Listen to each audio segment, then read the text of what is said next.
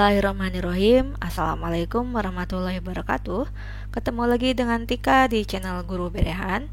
Pada kesempatan kali ini saya akan mereview sedikit tentang post-test pada materi modul 2.4, yakni berkaitan dengan judulnya pengambilan keputusan berbasis nilai-nilai kebajikan sebagai pemimpin. Maksud pemimpin di sini bukan pemimpin secara atau skala besar ya, tetapi pemimpin belajar atau pemimpin kelas sebagai guru ataupun wali kelas. Nah, setelah men-scroll bagian modul, selanjutnya bisa klik next untuk mendownload lembar kerja. Lembar kerjanya sendiri isinya sebagian besar tentu saja ada kegiatan reflektif, lalu ada uji kasus ya. Ada berapa kasus? 3, 4. Ada 4 kasus. Kemudian ada tentang fact, feeling, finding, dan future. Kemudian video YouTube-nya mengenai kasus yang diangkat ya. Coba kita lihat video yang saya seperti apa.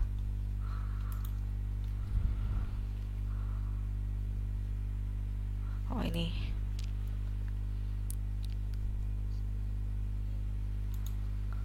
Nah, ini pengambilan keputusan berdasarkan nilai-nilai kebajikan sebagai pemimpin. Bapak Ibu bisa melihat di playlist ya, atau di daftar video di channel YouTube yang sama. Jadi ini hanya mengambil salah satu kasus yang pernah saya alami sebagai wali kelas, kemudian melihat sisi pengambilan keputusan berdasarkan nilai-nilai kebajikan yang diterangkan pada modul 2.4.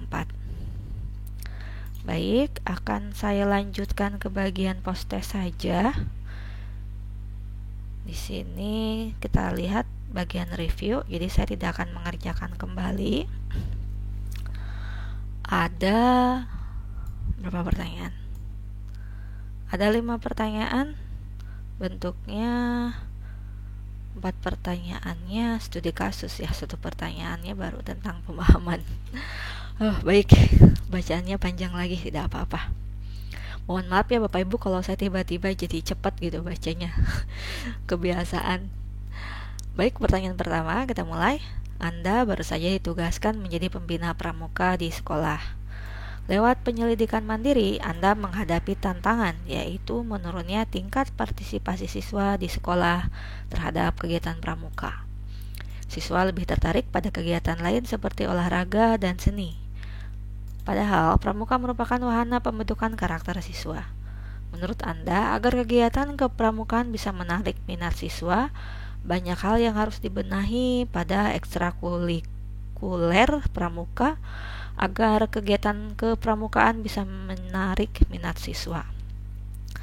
Dari daftar tindakan di bawah ini, manakah yang menjadi tindakan pertama dalam rencana Anda? Jawabannya yang E, mengumpulkan data otentik yang menunjukkan bahwa menurunnya partisipasi siswa dalam mengikuti kegiatan pramuka adalah masalah. Karena kegiatan pertama ya, jadi memang pengumpulan data adalah tahap yang tepat bagi saya. Nomor 2, Ibu Rani telah mengajar sebagai guru honorer di SMA Teladan selama 5 tahun. Di tahun ajaran berikutnya, ia pindah mengajar di SMA Cahaya Bangsa sebagai guru berstatus kontrak. Ibu Rani adalah guru yang kompeten dan andal.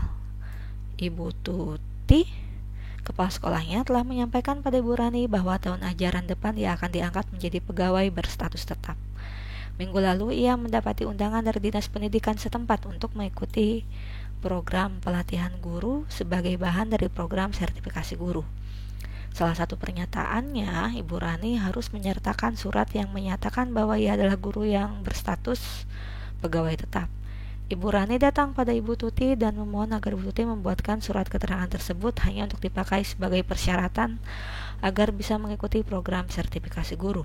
Karena bila tersertifikasi sebagai guru, maka ia akan mendapatkan tunjangan setiap bulannya.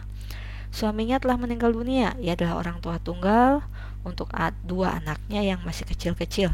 Ibu Rania khawatir bila ia tidak ikut program sertifikasi guru pada tahun ini, maka ia harus menunggu namanya dipanggil lagi tahun depan, dan sepertinya tahun depan program pelatihan akan berubah formatnya dengan persyaratan yang lebih berat lagi, dan belum tentu ia akan masuk kualifikasi.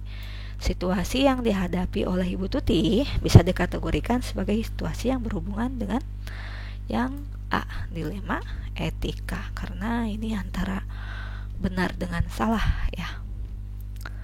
Nomor 3, Pak Aldi dan Ibu Irma merupakan dua guru yang sama-sama mengajar di kelas 10 SMA. Ibu Irma terkenal sangat disiplin dan terkesan galak di mata murid-muridnya.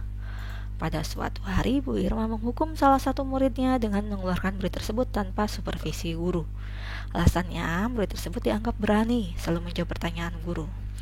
Pada saat itu, Pak Aldi sempat melihat si murid dihukum, tetapi karena hal itu sudah sering dilakukan oleh Ibu Irma, maka Pak Aldi pun mengabaikannya. Namun karena murid tersebut bosan, ia pun kabur keluar dari gedung sekolah. Kebetulan, kepala sekolah melihatnya lalu memanggilnya ke ruang kepala. Kepala sekolah pun memanggil Ibu Irma dan Pak Aldi selaku guru kelas 10 SMA untuk mengonfirmasi hal tersebut.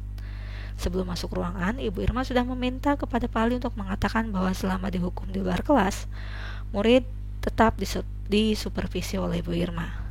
Sebenarnya Pak Aldi tahu bahwa hal tersebut tidak benar, tapi dia tidak mau kerjasama di kelas 10 SMA menjadi tidak nyaman.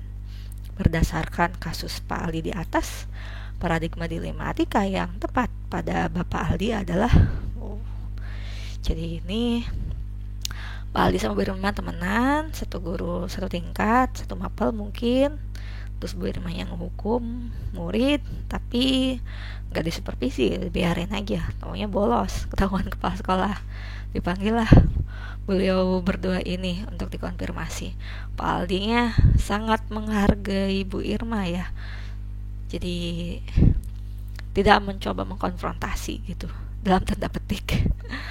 Jawaban yang tepat adalah yang A, paradigma kebenaran lawan kesetiaan.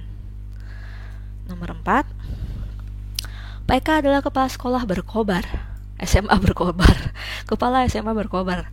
Salah satu muridnya, Hari, sangat berbakat dalam bidang olahraga.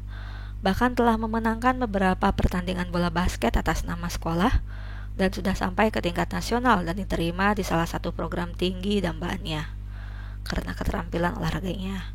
Namun Hari sangat kurang dalam pembelajaran matematika, dan hasilnya pun menjelang ujian nasional di bawah KKM. Walaupun telah dilakukan remedial dan bantuan, tetap saja nilai matematika kurang. Bila mana nilai matematika Hari di bawah KKM, bisa jadi Hari tidak bisa lulus. Padahal Hari telah diterima di salah satu perguruan tinggi yang didambakan dalam bidang olahraga. Nilai matematika Hari ini bisa menjadi batu sandungan Hari dalam kelulusan Hari untuk mencapai cita-citanya.